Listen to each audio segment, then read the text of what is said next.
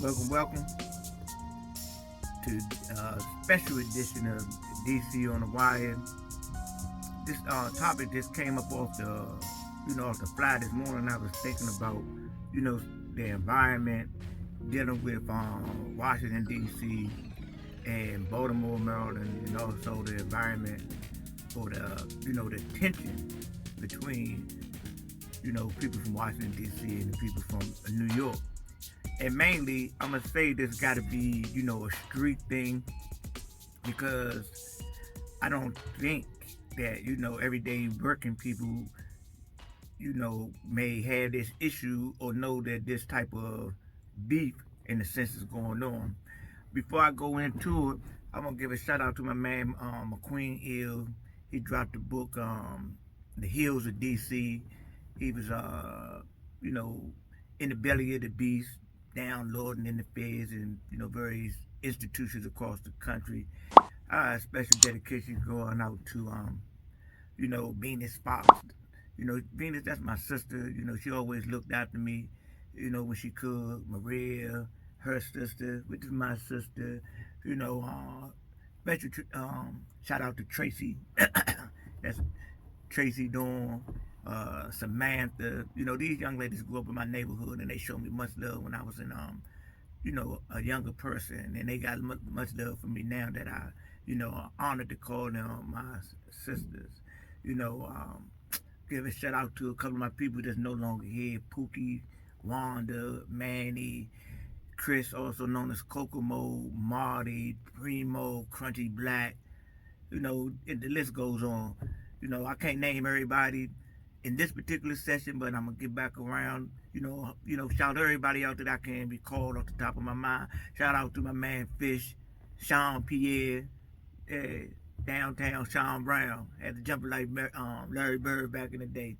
But if going on into the topic, first I'm gonna start off with this situation between DC natives and Baltimore natives.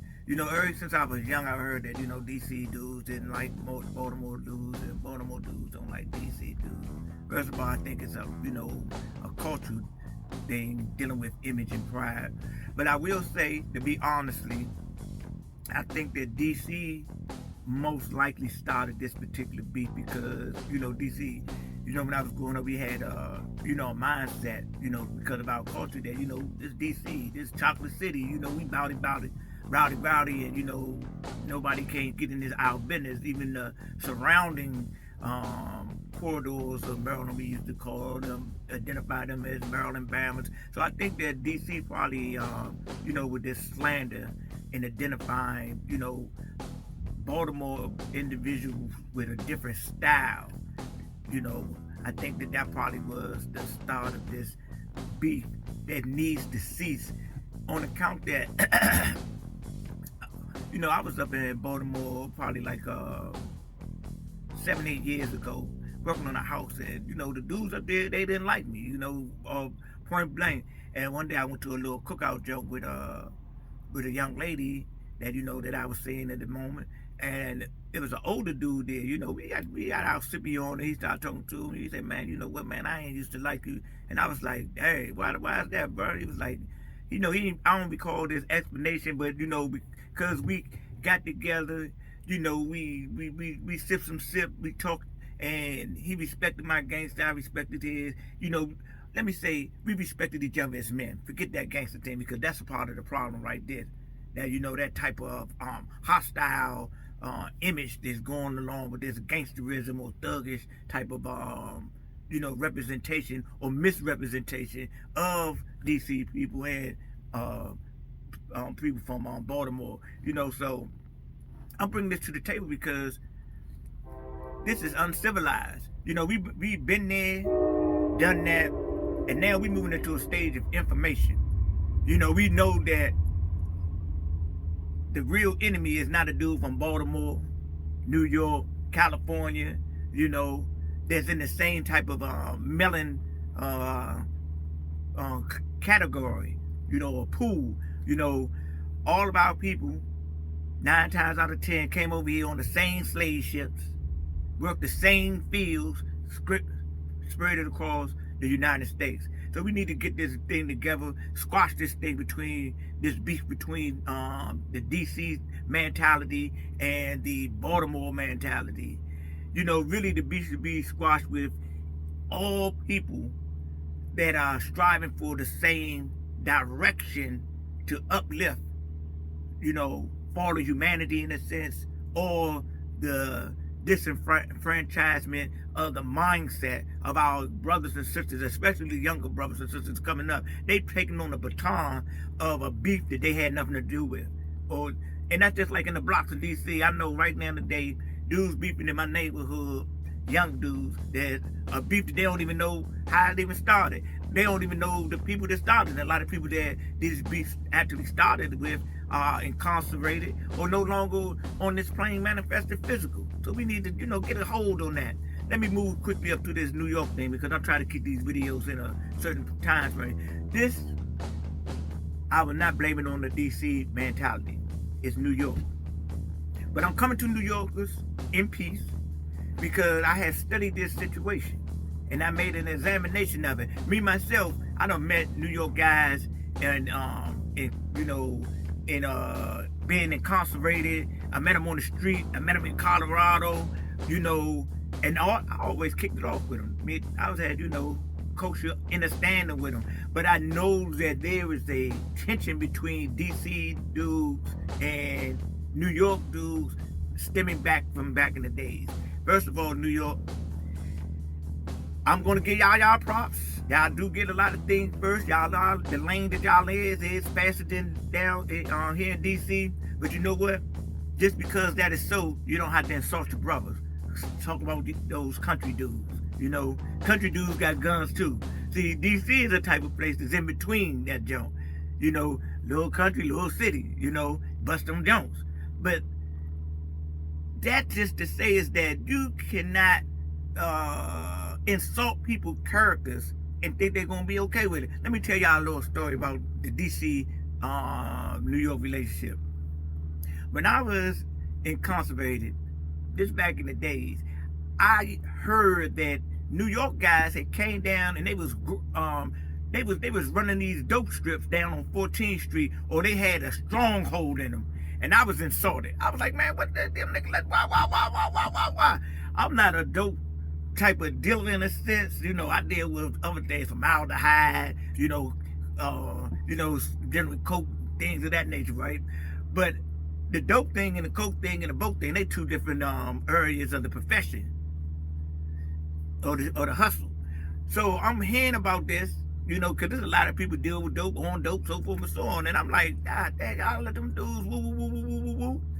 But what ended up happening is that I heard later on is that, the New York dudes, first they came down with they invaded on the dope thing, then they came down and they invaded with the crack thing, and the Jamaican posse, So I had a problem with Jamaicans, because I was like, man, anybody thought they was better than DC, I had a problem with them. But this is my young state of mind, I'm not comprehending, what's really going on in the big picture, that we committing a form of genocide within our own people. It's another word for it. But, we in here, we murdering, robbing, stealing, exploiting, just aiding one another. And we got the instigator on the outside, the one that brought the drugs in, the one that, brought the guns in and all that thing. And, gave, got us all suited and booted. They on the outside just reaping the benefits. They reaping the benefits from the drug money, and they reaping the benefits from us being incarcerated. Reaping the benefits from the funerals, all that.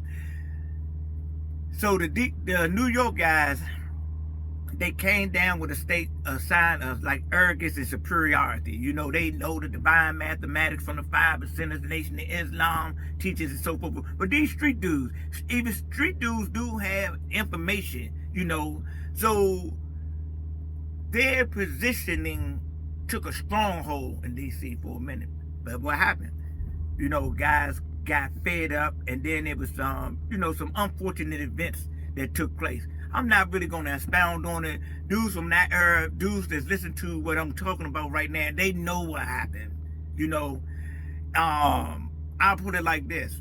they got Bloods and Crips that are running the streets or running a part of the culture up there. That can't happen in DC.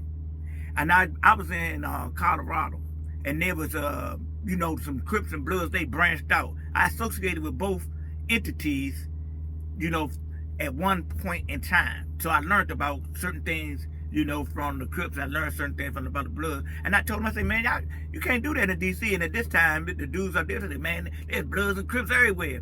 And I said, you know what? There may be Bloods and Crips in D.C., but I bet you that they ain't telling nobody what color they can wear or what they can do this and this and this and this, because they're gonna get dealt with. I just say that to say is that when a culture intertwines with one another, and then there's a superiority complex or an infusion where so you're trying to flip the culture towards your culture, when you're dealing with some real dudes or things of that nature, there's gonna be some resistance. There's going to be some resistance that we know it comes up to DC becoming the murder capital of the world or the United States in the 80s. Different places around the country became the murder capital. Like they up there in Chicago right now. Who they killing? What they getting these statistics off? Who they getting these statistics off of? People that look just like us. So this session of DC on the Wire is to bring about the possibility of a higher consciousness so that DC OGs and peewees or the younger generations can make a treaty with people in Baltimore, people on the streets of New York, and stop looking at each other sideways, stop beefing with one another, Just like DC dudes got families, New York dudes got families, they got mothers, they got sisters, they got daughters, they got children, man. Most thing people are doing is trying to eat.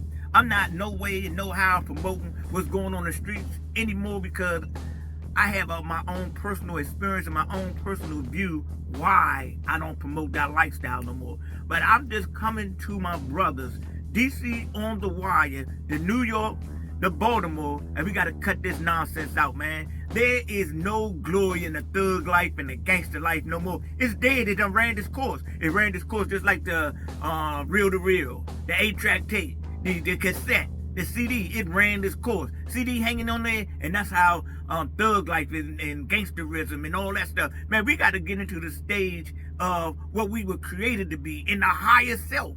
Higher self, bringing information and knowledge so our kids won't have to go through those wars that was held right here in the United States by way of the United States government, man. They created those wars within our communities. Back in the days, I heard Flavor Flav or Chuck D say project, another name for an experiment. I got mad respect for New York dudes right now, man, because when I look back and seeing what they was bringing to the table, trying to bring to the table before the industry flipped and turned to a negatron experience or promotion, they was bringing consciousness. And you know what? We got to get back to that, man. We got to get back to the thing where as though, hey, if those youngins want to keep on talking about guns and slaughtering people, murdering mothers and fathers and sisters and brothers, man, we got to set the better example because what they are there is a reflection of what we did to another degree to their understanding. Hope y'all can wrap y'all mind around that. I'm about to wind this session down to DC on the Wire, man. I'm going to tell you like this. Baltimore, man, I love y'all, man. I love Baltimore dudes. New York, I love y'all, man. I love New York dudes. Chicago, Louisiana, Florida, California, Colorado, Bloods, Crips, El Rukins, Vice Lords, whatever your preference may be, man. I love y'all, man. I just know that you don't have to be what you have created yourself to be. Be what the Creator created you to be. And we all was created to go within, find our gift, open it up, and become our higher self. That's just the point of view. Peace, love, and consciousness, and grace. And have a blessed day on purpose, with purpose, because life is all purpose.